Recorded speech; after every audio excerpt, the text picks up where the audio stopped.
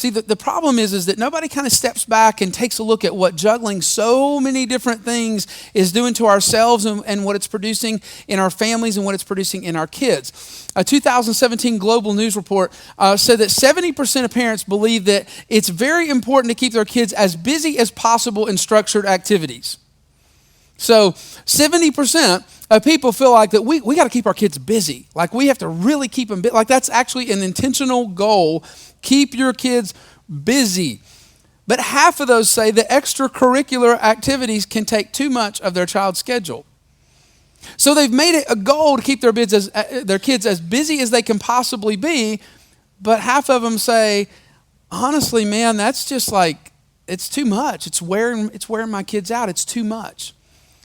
So we all have this tension, right? On the one hand, we want our kids to follow their dreams. We want them to be involved in all the things that we want them to be involved in. We don't want them to fall behind everybody else because nobody else is going to slow down.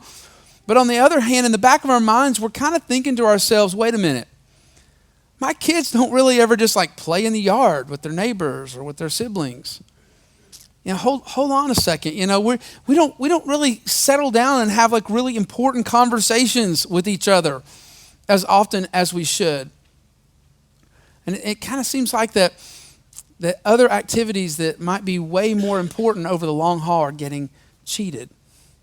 Things that we say that we really, really, really value as a family aren't getting a whole lot of attention, but somehow we kind of hope they'll stick anyhow, right? We hope that even though we're not spending a ton of time and a ton of attention on this thing that we say is important, we still hope because we do value that as a family and we say we value it as a family, that it will still stick. So how do we juggle all the activities that we have going on in our lives and still make sure that what's important doesn't get swallowed up by what is urgent?